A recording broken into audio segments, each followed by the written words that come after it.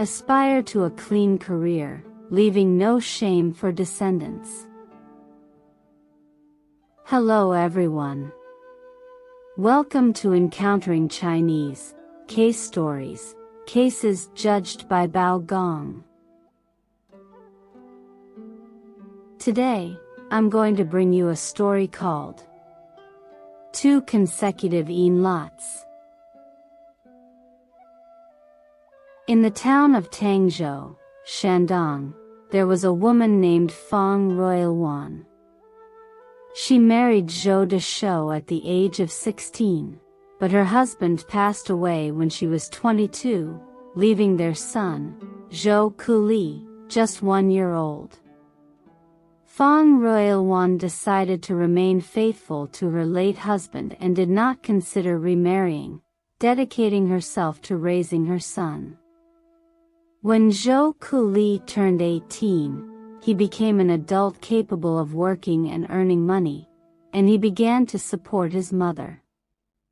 Zhou Kuli was extremely filial, and Feng Royalwan dearly loved her son. As a result, the villagers spoke highly of this mother and son whenever they were mentioned. At this time, Feng Royalwan pondered. Now that my son is an adult, but our family is too poor, how can I find a suitable wife for him?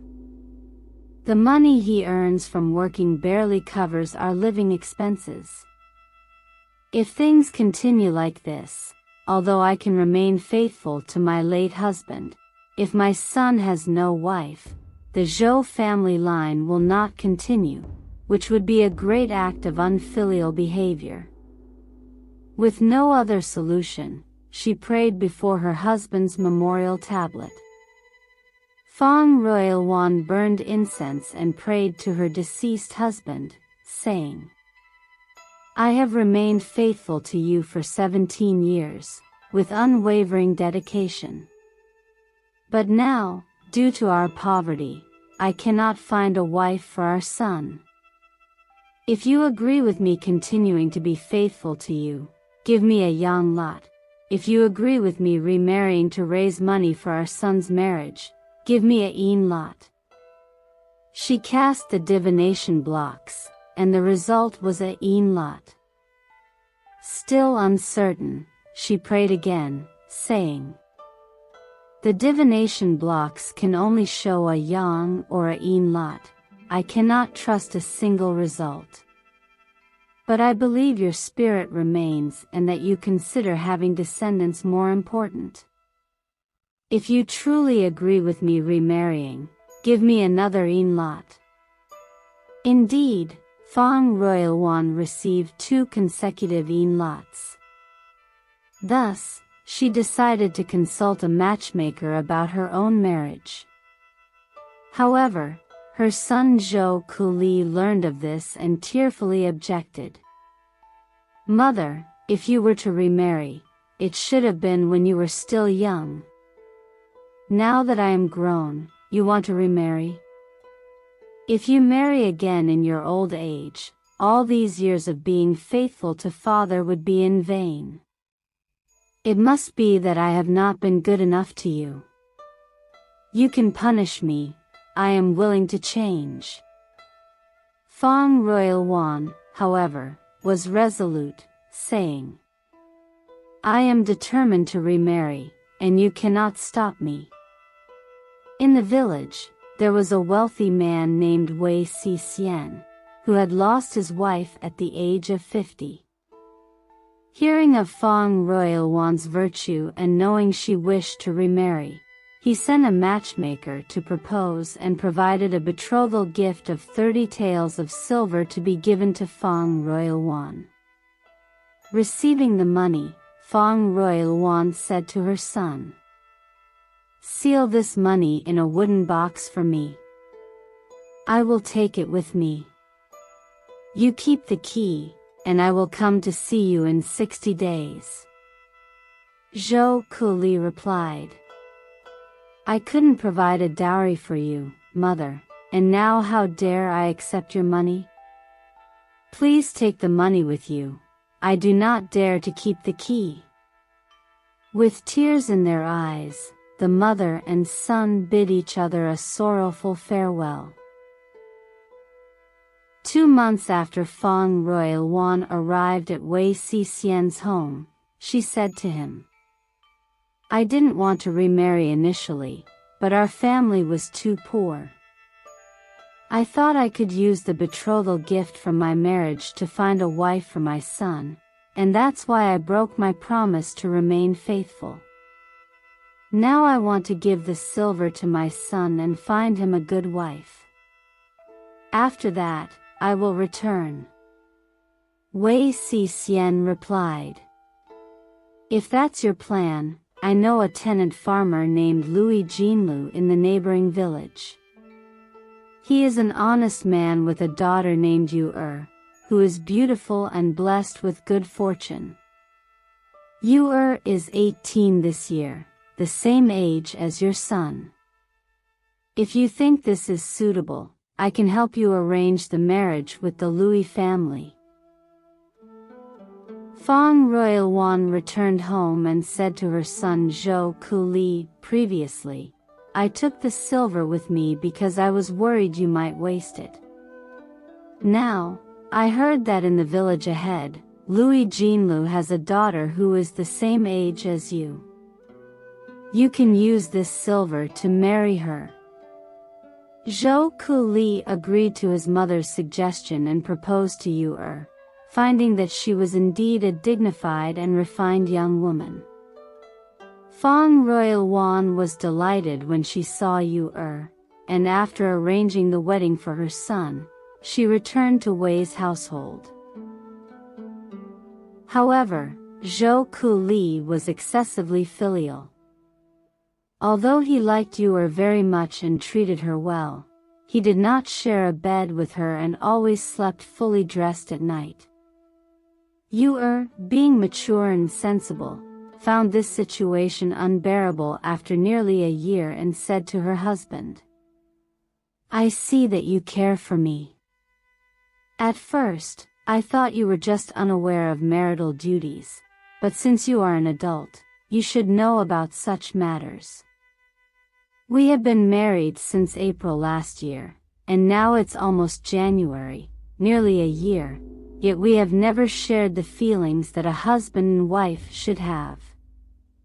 You always refrain from intimacy. Today, I will force you to fulfill your marital duties. You cannot continue to pretend with your false sincerity." Zhou Kuli responded, "How could I not know about the joys of young married couples? But I used my mother's silver to marry you. I cannot bear to use the money that came from my mother's sacrifice to marry a wife and then enjoy a peaceful sleep with her. Once I have saved 30 taels of silver to repay my mother, I will be your true husband." Yu asked, "But we are barely making ends meet now, and we have nothing. When will we ever save that much silver? Are you expecting me to remain a widow my entire life?" Zhou Kuli firmly replied, "If I can't repay the silver in my lifetime, then we will never be a true couple. If you are worried about wasting your youth, you can remarry someone else."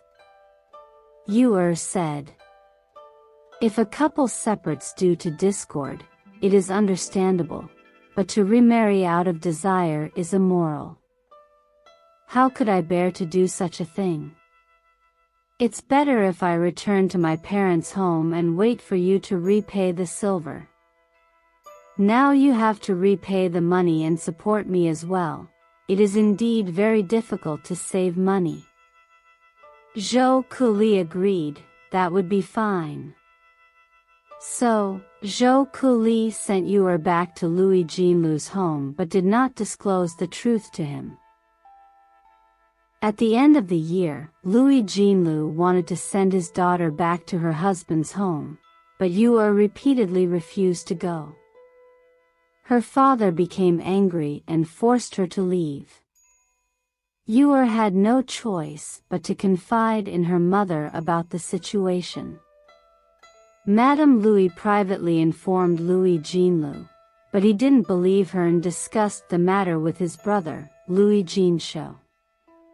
Louis Jinsho said, "This matter is true.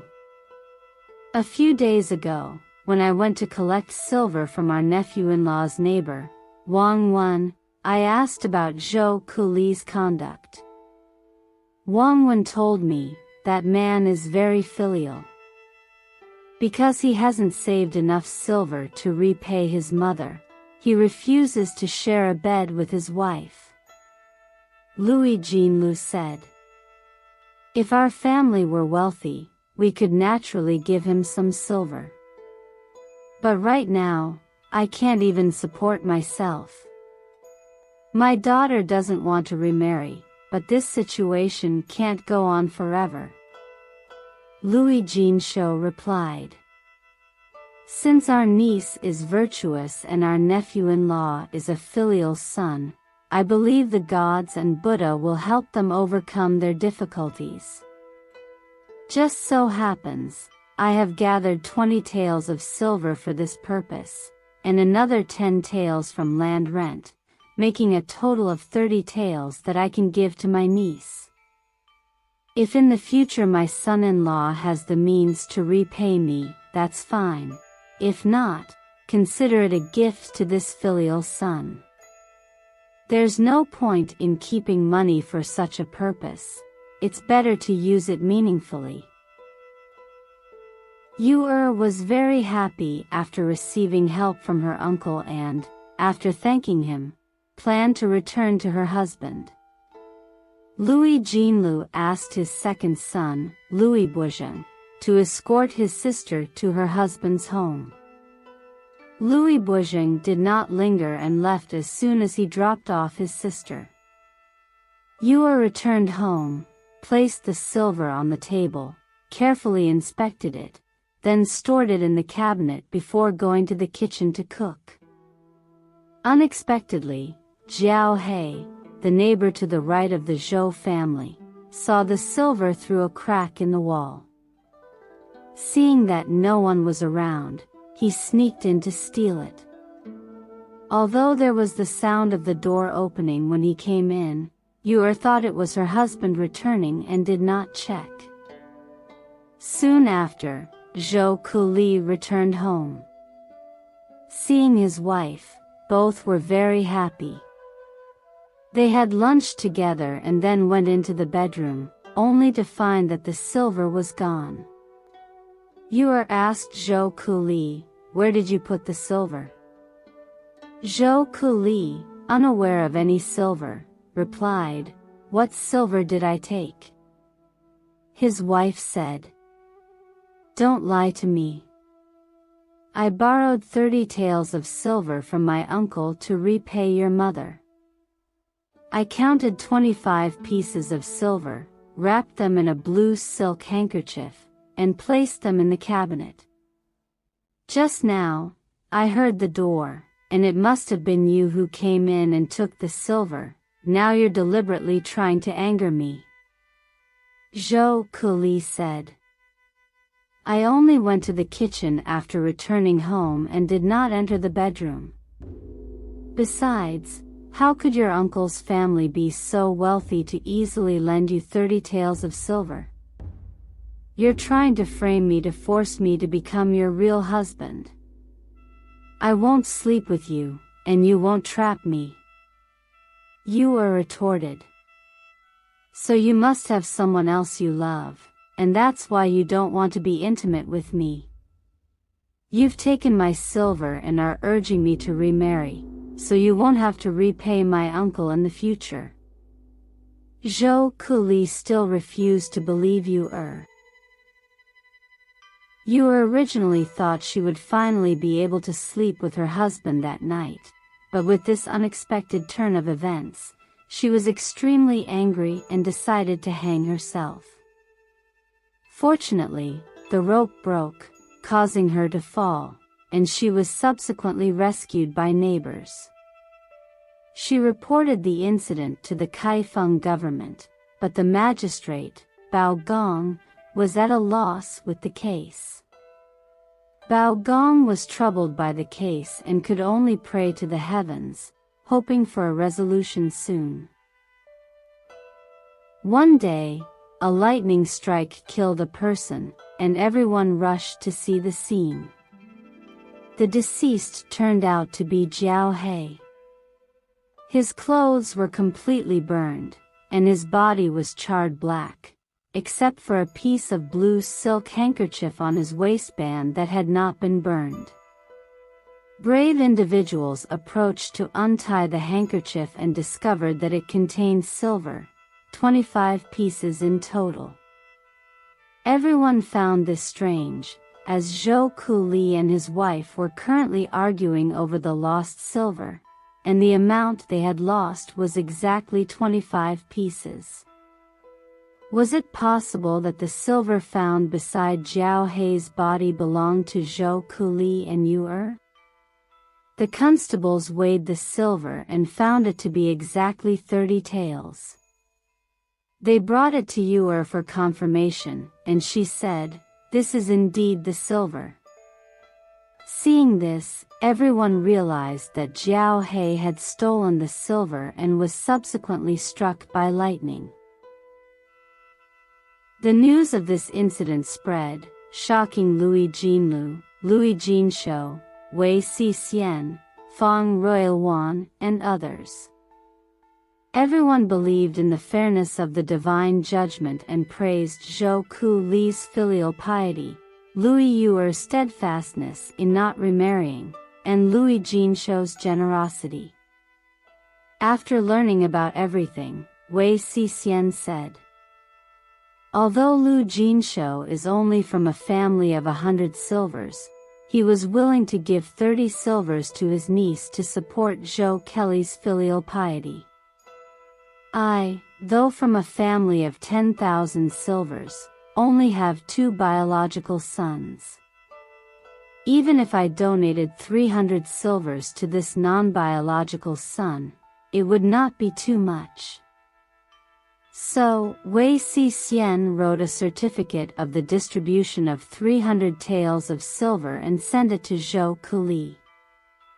However, Zhou Kuli firmly refused and said to Wei Sixian, "It is enough for me that my mother can live with me. I do not want your property." Wei Sixian responded, "This matter should be discussed with your mother first." Feng Ruiluan said, "I had already planned to take care of you for life. If you pass away and I am still alive, I would return to the Zhou family. However, I am now 3 months pregnant and find myself in a difficult situation." Wei Sixian said, "If you have the child, you should raise it first. When the child grows up, you can return it to me, so the child will have my late wife as a mother. This way, your son will have a mother, and I will have a deceased wife.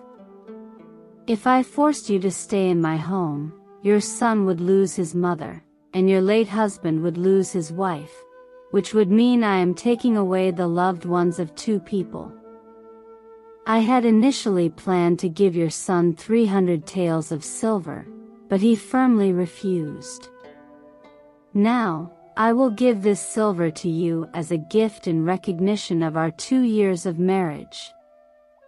Wei Sixian also reported this matter to Bao Gong, who commended their actions. The following year, Feng Ruiluan gave birth to a son named Wei Shu. When Wei Shu was 10 years old, he was sent to Wei Sixian's home. He grew up and passed the imperial examination to become a successful scholar. Alright. Today's case story, 2 consecutive Yin lots, concludes here. If you enjoyed it, please like and subscribe. Feel free to leave your comments and share with others. See you again in the next issue.